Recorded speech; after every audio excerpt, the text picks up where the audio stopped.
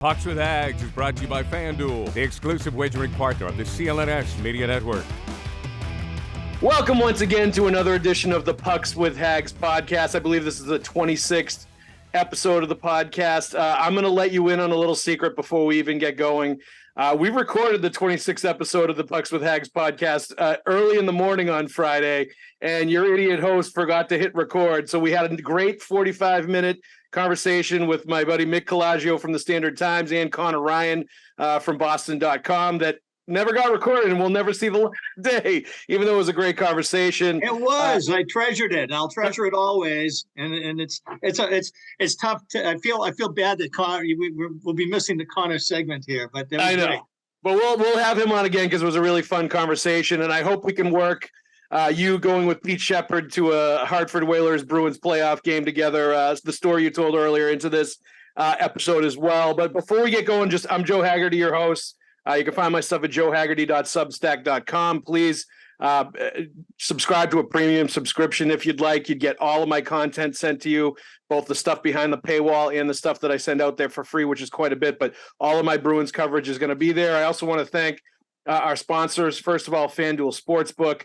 Some great deals going on right now with the football season.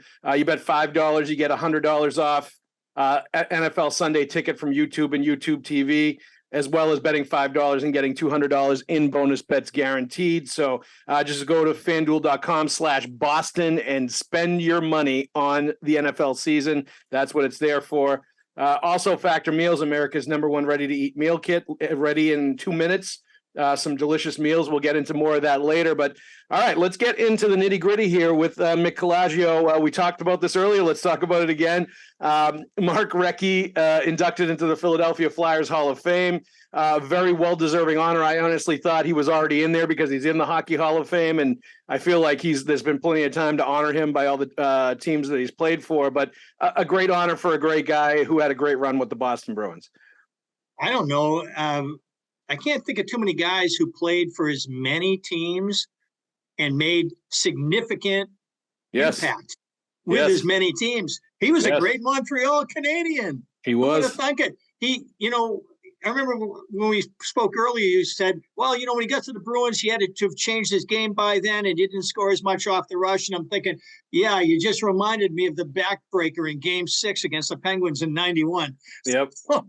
So, he starts off as part of Pittsburgh's first Stanley Cup team, and ends as with the Bruins as their Stanley Cup team, and their last Stanley Cup team. So, nice first and last from Mark Recchi, and glorious stuff in between, like you first alluded to, Crazy Eights.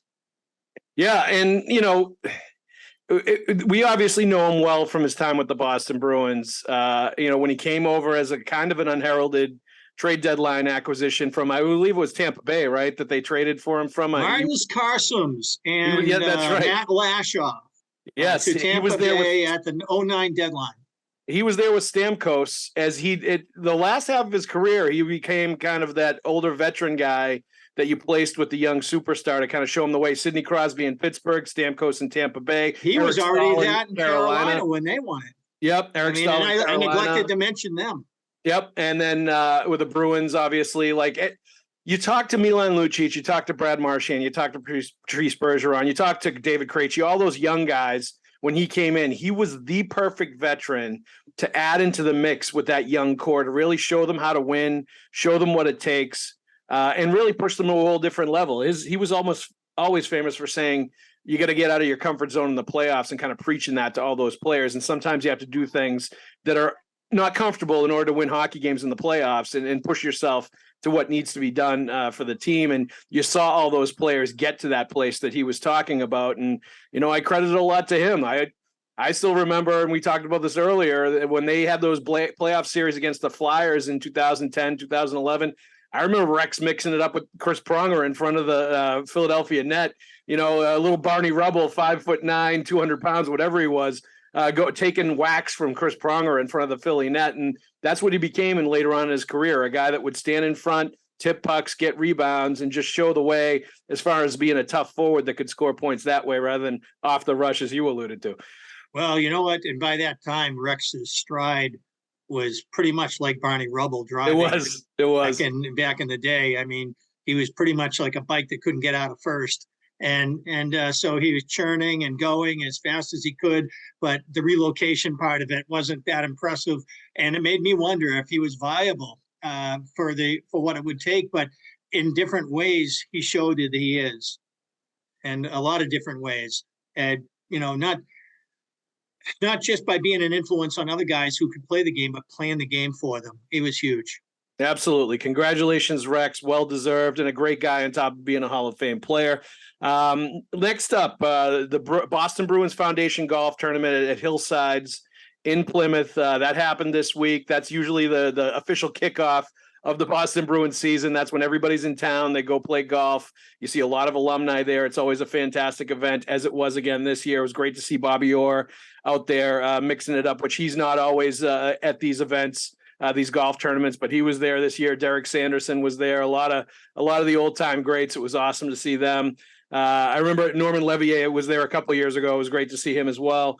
But Jim Montgomery spoke with the media at the event, and he did confirm that there will be a captain named this season for the Boston Bruins. This is a quote from him. Someone that is confident in who they are, someone that isn't afraid to put his arm around his teammate, also hold the teammate accountable. And also not afraid to come into my office and hold me accountable to what he believes in and make sure I'm doing the right thing for this organization. He's the go-between between the players and the coaches, and he's got to be comfortable communicating with everyone. And you guys in the media too, being able to be there every day for you guys to have a source as to the pulse of the team and who's the leader of our team. And, it opens up the question, and we've gone back and forth on this a little bit over the last month or so since Patrice Bergeron retired. But, thinking about what Montgomery just said and sort of like peering into that and dissecting it a little bit, do you think that gives you any more of a clue as to who do you think the captain is going to be when it's eventually named? I'm tempted to analyze that exact quote and look at the first letter of each sentence and see if the first one starts with B, the second sentence starts with R, the third with A. And there you go. Keep going. Secret messages from Monty when he talks to us. You got me. I mean, I don't see how you could possibly put another face underneath that in the dictionary. Yeah, no, I mean, I agree with you. I think it's Brad Marchand. There's obviously a lot of consideration for Charlie McAvoy, a lot of consideration for David Pastrnak, and I think their time will come as far as wearing the C on this team. But I did think it was interesting that Montgomery alluded to speaking with the media, being the voice of the team every day through good times and bad. And I really think that is a job that Brad Marchand is primed for right now. That is something that uniquely he is in a position to be the best at that of any of the players on that team, win, lose, or draw. He's going to be accountable, as he always is. Even after tough losses, he's going to come out and talk to us. And, some of the other younger guys that might be in consideration for the captaincy, I still think there needs to be a little bit of sort of polish and experience when it comes to dealing with those tough losses and dealing with those up and down moments before he can be that sort of elder statesman that can keep the message and keep everybody on point, even after a difficult loss. I think that's a very important part of this whole sort of captaincy, along with, being able to challenge teammates when they need it, being able to put an arm around a teammate when he needs support, being able to just worry about and have concern for all your teammates every single day to make sure everything's going okay. In addition to being the liaison between the coach and the players and all that stuff. I just think Brad Marchand's that guy, and he's far more suited for that in a big transition year like this, where they're going from the old guard, which he was definitely a part of, to the newer guard, like the McAvoys and Pasternaks and the young veterans that are going to take over this team. Yeah, it's their team now, but it's his team to watch over.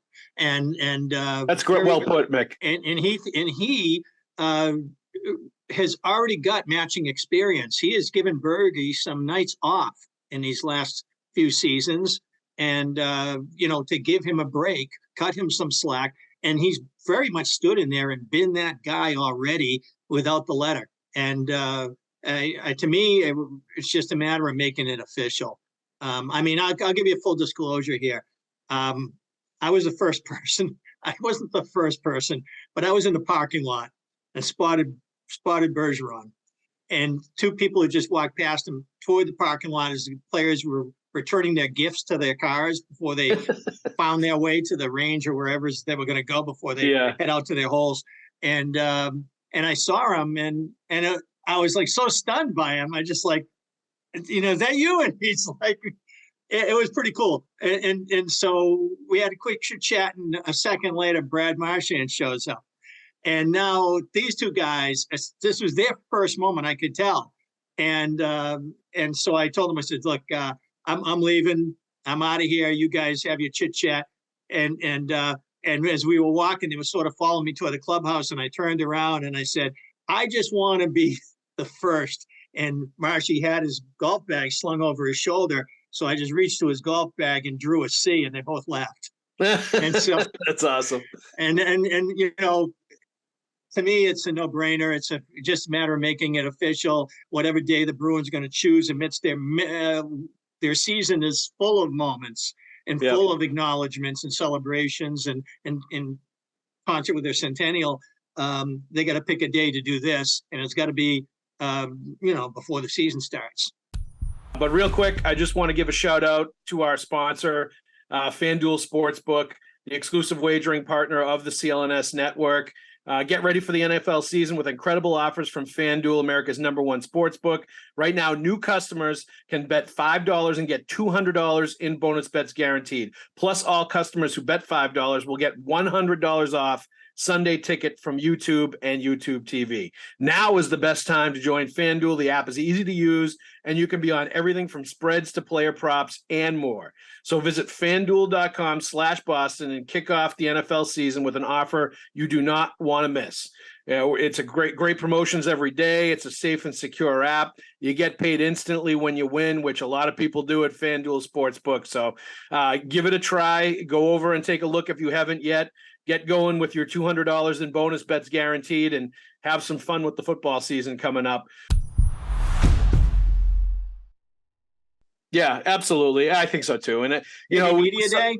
We saw, probably, that big media day right before the season starts, because there have been a spate over the last week or so of a bunch of teams naming captains, and I wondered if they were going to get on the, feel like some pressure to do that now rather than later, because the Winnipeg Jets and there was, I think, one or two other teams that named their captains. The Vancouver Canucks, they were another one. But I think they're going to wait, and I think media day makes sense, or something closer to that. Maybe they'll pick a day that's like a nothing day and turn that into Brad Marchand is the new captain day. That might be a good thing to do too, like take an off day and turn into something like that where they can stay in the headlines. The pro teams like to do that these days. But the other thing about Brad Marchand, I think that needs to be mentioned is, and I mentioned this earlier, it may affect him a little bit if he's the captain, where he's not playing as emotionally as he normally is, and he doesn't have some of that dragging the Bruins into the fight attitude that he has, where he's kind of the emotional, lever for this team, and he's the guy that really, if they're kind of sleeping, will spark things up and get everybody into the fight and get everybody playing hard and get the attitude and the temperature risen in the game. And maybe wearing the C tempers that a little bit, and you wonder if that affects him as a player. That would be the only sort of downside I would see of watching, to make sure it didn't affect his game, that he was taking on that responsibility, which is considerable. But I think he's the last remnant of the 2011 Stanley Cup team on that roster. Yes, Milan Lucic won the Cup in 11, but he's been gone since 2015. So Brad Marchand is the only lasting player that's seen everything from beginning to end, from that time when they won the Cup to right now. And I think that is extremely important as far as leadership goes. He's probably only going to be the captain for 2 years, and then it'll be one of those other guys after that. But I think it's the right thing to do for the next couple of years for a team that's going to need that kind of leadership, as so many other things are changing around them. And contiguous also starts with a C. Yes, there you go. Exactly. I like that. We're fun with words we're having right now with Mick Colageo. Jake DeBrusk spoke at the golf tournament as well. He's entering the final year of his contract. It's going to be really interesting to see what happens with him. I think he's poised to have a really big year. He had his best NHL season last year, 27 goals, 50 points in only 64 games, basically put up a career season to date, while missing a month with the broken leg suffered in the Winter Classic, where he heroically scored 2 goals in the third period to help them win that game. And I think that was like a little sort of, example of the player that he's turned into, playing through injuries, playing hurt, playing tougher, no flybys on the forecheck, now getting his body in there a little bit, in addition to the blazing speed, the hand-eye, the great shot, like all the offensive skills that he brings to the table. He was more of a factor in all games. Like, he wasn't nearly as invisible for stretches as he'd been in the past. So it makes you wonder what the price tag is going to be. Brandon Hagel signed with the Tampa Bay Lightning earlier in this offseason, 8 years, $6.5 million per season. I think, DeBrusk is going to reach or surpass 30 goals, I think, this year. He's primed to do that in his free agent year. He's going to be looking at that, at least, I think, moving forward.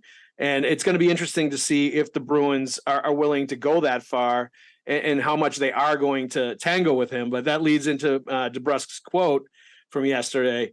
I'm approaching the contract year to just get ready for game one, or the contract season, I should say. Getting my game ready, and I guess when it comes to contract talks, it's one of those things where you need two sides to tango. There it is. And if it happens, it happens, but it's one of those things where it's obviously not my main focus. It's going to be a big year for our team in general, and I know that if I'm doing my part and having success with production and certain things that will help our team, I think it goes hand in hand, and it's one of those things that I'm just ready to get the season started. I'm excited for it, and it's just about staying healthy. It's the right attitude, but I thought it was really interesting that he said it takes two to tango, which kind of tells you the Bruins aren't tangoing right now, and there's not a lot of discussions going on in the contract, and you read into whether that means anything or if this maybe is something that gets broached in training camp. But this is something I'm going to be watching closely because it's going to be interesting to see how this thing whole plays out, just given his recent history with the team. Yeah, and as much as the team has put the trade request and the recovery from that behind them in terms of moving forward with this player and keeping him at the core of the team and growing his game, and I think that this is the moment where we find that that's not forgotten, because I think what we have here is the Bruins are not going to be cheap and hold it against him as a tactical tool to try to talk him down, as much as they probably feel like, hey, first off, we shouldn't be worried that this guy going to be all PO'd at us because we didn't extend him before the season. Right. He's the one who asked out. So we should at least make sure that we're exactly where we need to be and want to be before we're ready to present to him our best offer in order to get him to stay here a long time, which I have no doubt they want him to. If they didn't want this, if there was any wavering on them, how could you keep that player with the state of his game 2 seasons ago? Yeah. And go through that, overlook it, bring it back, forgive it, move on, and then his state of his game now not want to keep that player long term. I can't imagine unless. I think they could do it. I think they could do it because he was cheaper then. You know what I mean? And he's still $4 million a year right now. He's still pretty affordable for the production, the talent that he has, all that stuff. Now we're starting to talk the next contract. He's going to be in the $6-7 million range, and that's when I think it starts to become, can we pay this much for a winger that's going to be 34 at the end of the contract, like, et cetera? You know what I mean? Like, I think they're ready. I think they're ready to say, okay, you've proven to us that you're a guy that we can pay the way we've been paying Marchand, Bergeron, Recchi in the center of all, and Pasta prior to this contract. Yep. For that chunk of years, you are now in that category, and that's what we want to do with you. But if he says, yeah, but Pasta makes this now 11.25, or McAvoy makes 9.5, so I want this much, that's where it might get sticky. I agree. And I think he's the type that, I think he likes being in Boston, and I would guess that he's going to have a reasonable contract demand. But it'll be interesting to see how it plays out. Like, if it gets, I'm sure there's going to be conversation between the two sides in training camp. But if it gets into the regular season, there's some history with the Bruins. But yes, sometimes they sign players, in that last year of the deal. But there is also times where all of a sudden it becomes radio silence. And that's when you know that the player's not sticking around and not part of the long-range plans, a la Torrey Krug. That was something that absolutely happened to him, where they just forecasted that the money he was going to make on the market is something they didn't want to pay him and weren't willing. They knew they couldn't compete with it. No, Yeah. and they just knew that they didn't want to pay that for that player, and they were ready to move on afterwards. Maybe they thought Jack Ashan was going to be his replacement, which clearly did not work out the way they thought it was going to. But that is definitely an MO for Don Sweeney when he doesn't make a lot of illusions. I think players know if it's probably not going to happen once they get into the season. I think McAvoy was the guy who rendered Torrey Krug obsolete. And their plans, as far as wanting to go big money for big money defense, make him your big money defenseman, they already were blown away by how quickly McAvoy adapted to the NHL game when he was an emergency recall in 17 against Ottawa. No, they were, but Charlie McAvoy has never stepped into Torrey Krug's power play quarterback role, the dynamic power play guy that he was. No, and that wasn't part of his game in college. He's never been right, but they're two different kinds of players. That's my point, I guess, is that, I feel like there were some things they thought they could replace that Krug did well that they just did not replace. They never replaced. And maybe committee wise too, because Grizz is a left-handed shot who skates better than Krug and is terrific 5-on-5 puck mover. Right, exactly. And I think they tried Grizz a little bit at the beginning on the power play too, which clearly didn't work as well. So bottom line is, the Bruins Don Sweeney's pretty good about, I think, sending out signals to players of where they stand and what's going to happen. So we'll know, I think, during the season, whether there's strong indications that DeBrusk is going to come back, if he's not signed by then, or if, they're not really talking and it doesn't look like it's going that way. And it'll be interesting to see how it goes, because look, after this year, the Bruins salary cap headaches are, pretty much over, and they're going to have some money to spend. The cap is going to go up, at least some. Some people think it's going to go up a lot. Some people not as much, but it's going to go up more than it has the last couple of years. So they're going to have money to spend, and they're going to be able to spend it on DeBrusk or somebody else if there's somebody else they want to go after. Maybe in some ways they also want to see how he does. Like, he had a great year last year, but he was with Bergeron and Marchand. How's he going to do if Charlie Coyle's his center for 82 games? Is he going to be able to drive the line and drive the offense with a different kind of center playing alongside of him? And in that way, he's going to be able to prove his worth. So all that stuff is going to be interesting. I think it's going to definitely bear watching. Okay, and that offense is going to be so critical. Whereas last season, there was so much run support that they had a lot of close games, but they didn't. But let's face it, they scored a lot of goals. Yeah. And this year, it's going to be a tougher sledding as far as that goes. Everybody knows it, and therefore, it's really going to be more incumbent on guys like DeBrusk to not so much hit numbers as create offense and make sure that the puck's going in for the team.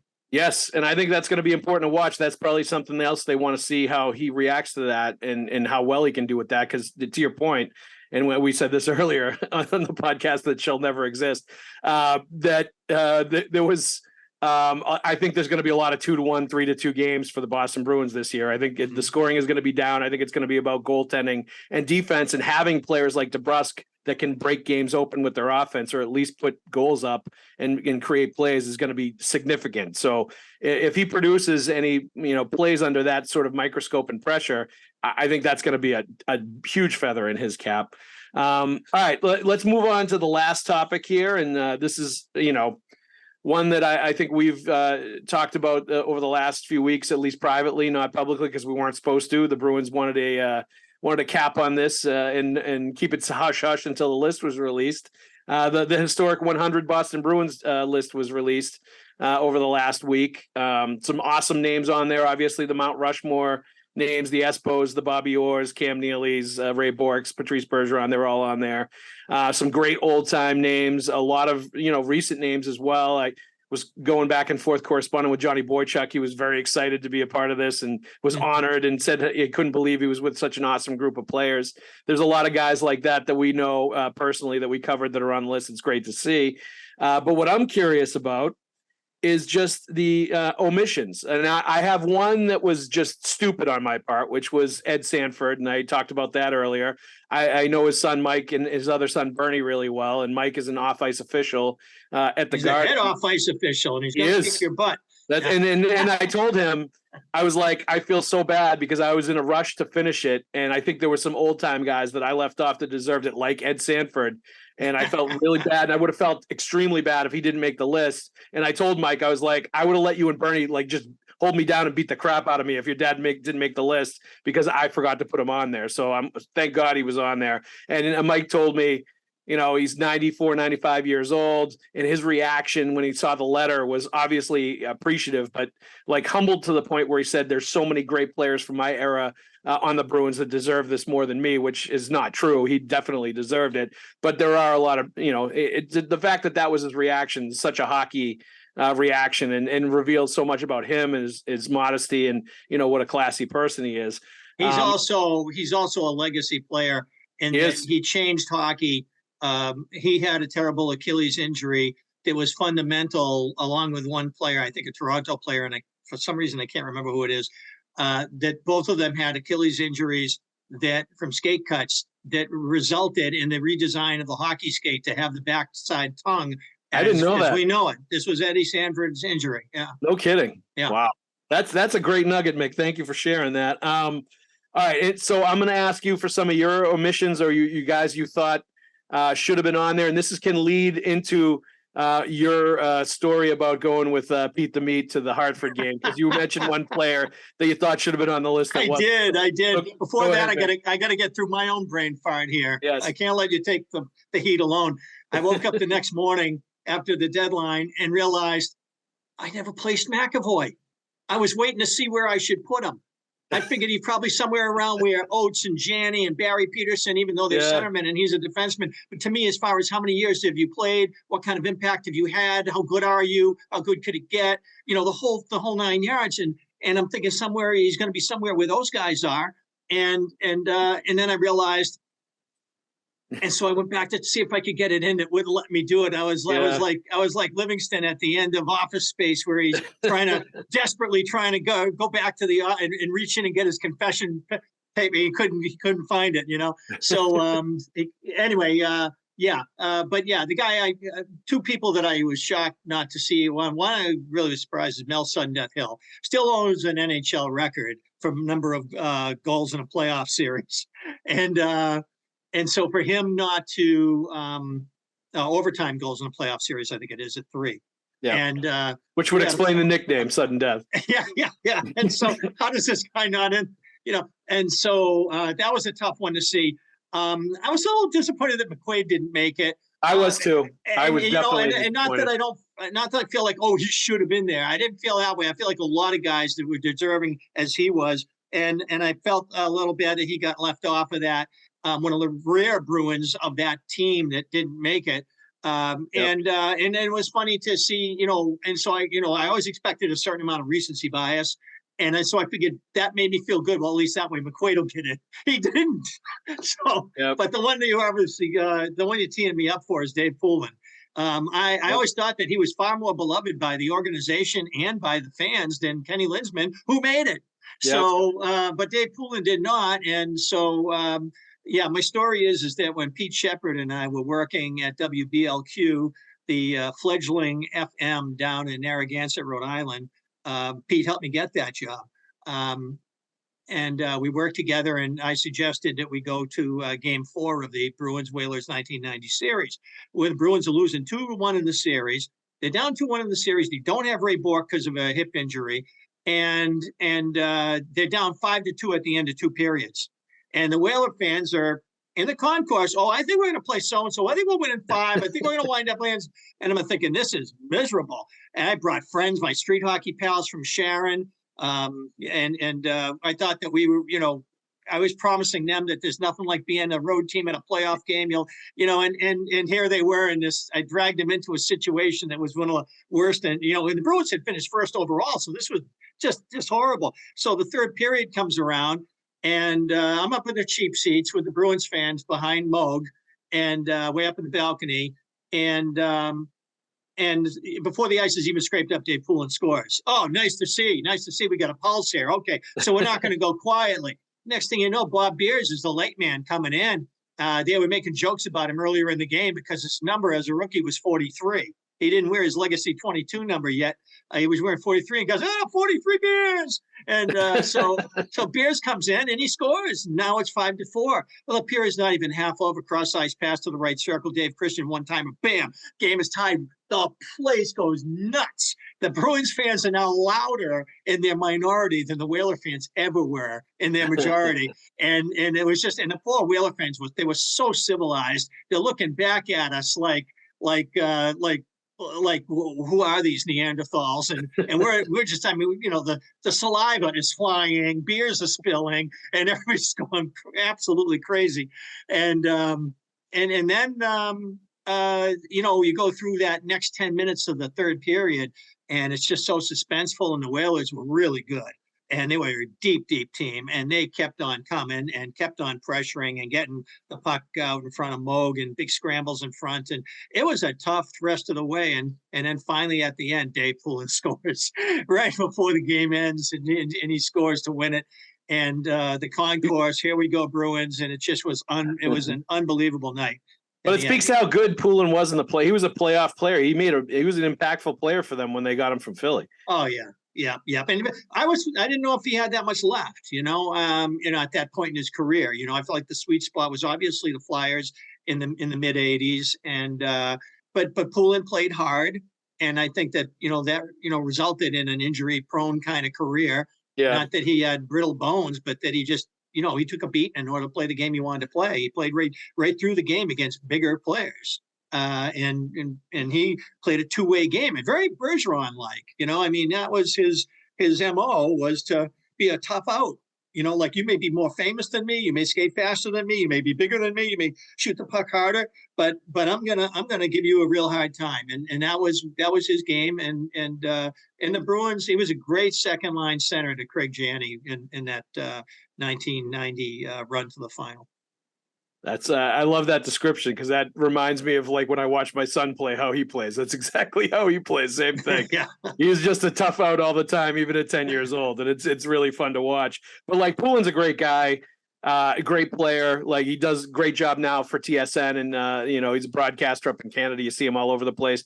I had a few names. McQuaid was definitely one of them I saw, and I was like, I voted for him using my 100, and I kind of hoped he would be in there. Randy Burridge, Stump. I voted. Dump, Stump, and Bump. Dump, yep. Bump, and Stump. I had him in there as well. Didn't he score a goal off his eye? I think he did. And I even had Jay Miller, because like, he's a legendary Bruin. It was about the legends, and he was a legendary tough guy. For those, they left it up to our interpretation. Yes, 100%. And so for some people that meant synonymous with whatever label you want to put to it. It was going to be greatest of all time. Right. I think that's a tough thing to do all the way down the line, because they very clearly left it in our hands so that we could nominate legacy players. Yeah, and to that point, like, the one that I looked back on and regretted after the fact, when like it came out and people on social media were like sending messages, was Norman Levier. And thinking back on it now, a legacy player, big time.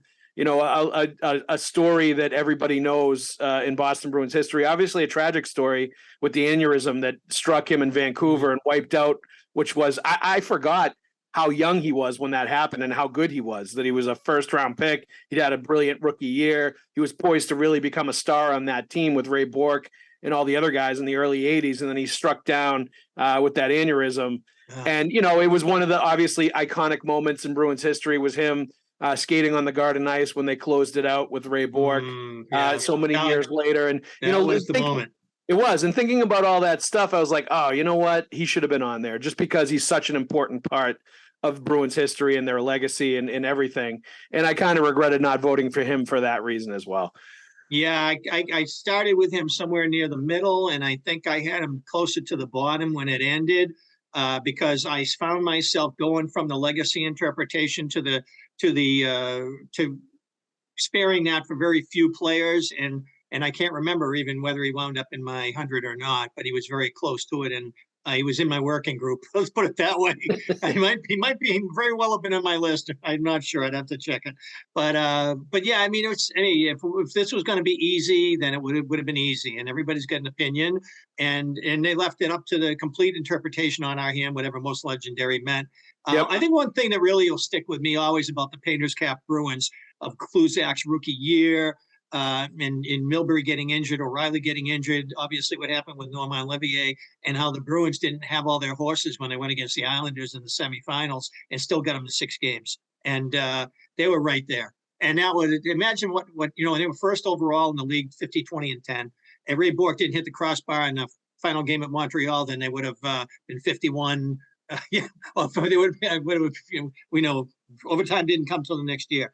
But anyway, the bottom line is they wound up losing that 20th game because that puck did not go in off the bar. But that team, what always blew me away about that is I felt like they were so close. I remember the festive atmosphere in the Garden the following fall when the Bruins played a preseason game against the Islanders. Now Brad Park is off to Detroit, so now it's the young players team. It was very similar to what's going on right now. And I'm thinking, okay, this team's going to march and they're going to go forward now and win this thing. Kluzak was now in his 2nd year. O'Connell had a heck of a year. People don't talk about him. He made it, by the way. And there is just such a great team, so deep at center. Peter McNabb's the old man now. And you got these generational players like Barry Peterson, Tom Fergus, who's a 30-goal scorer. Yep. You got, man, we're going to put Steve Kasper's your shutdown guy. Where are you putting Peter McNabb, who's a great player? So you have all of this talent there, and you got this. Cashman has just retired, so now it's really the young guys' team. Park's gone, Cashman's gone, and what blows me away is that through that bad playoff against Montreal that year, and the way the whole division flip-flopped. And within one season, Montreal was the power team and the Bruins were struggling. And they were making the playoffs barely. And when you get to 88 and they get to the Stanley Cup final, who's on that team from that 82-83 team? Ray Bourque. Yep. Rick Middleton, who's in his final season. Yep. Kluzak, his only veteran season as a healthy player. Yep. Age 24, mind you. Steve Kasper, who's in his last full season as a Bruin. Yep. I'm trying to think of who the other one might be. There really wasn't much left of that. Yeah. It's amazing. You took a team that was first overall and went 6 with the dynastic Islanders. 5 years later, you're in the Stanley Cup final, and that's all that was left of that team. How much it changed. That's a conversation I'd love to have with Harry Sinden. Absolutely. And it'll be interesting to see how much of that happens now with this team as it's getting handed off from Patrice Bergeron and David Krejci, how different they're going to look 5 years from now, dependent on how all these players play when they're given, the reins, and it's like, here you go, let's see what you can do. So that's going to be fascinating to watch. Mick, thank you very much for doing the redux of the Pucks with Haggs episode. I think this went just as well as the first one, even though I think we really missed Connor Ryan's contributions. We'll definitely have him next time, but thank you very much for coming and doing this again. Happy birthday, by the way, to you. I hope thanks. I am Jakob Zaboral. In years. I hope you have. Nice. I'm going to think about that later to try to remember who I am. Who's number 49 on the Bruins? Has there ever been a notable 49? I don't think there has been. Joe, as you know. Oh, there you go. All right. I'm the Joe, as you know, right now. Mick, thank you very much. Let's thank our sponsors real quick. FanDuel Sportsbook right now, new customers can bet $5 and get $200 in bonus bets, guaranteed. The NFL season's in full swing. The Patriots just barely lost to the Eagles last weekend, hoping for a better fate this week, but it's going to be fascinating to watch. All customers who bet $5 will get $100 off NFL Sunday Ticket from YouTube and YouTube TV. So visit FanDuel.com/Boston right now. And there's also America's #1 ready-to-eat meal kit, Factor Meals. We love them. Go to them right now. Use Haggs50 as your code and get 50% off your first meal. Mick, thank you very much for joining us. And everybody else out there, thank you for listening. We'll see you at the rink.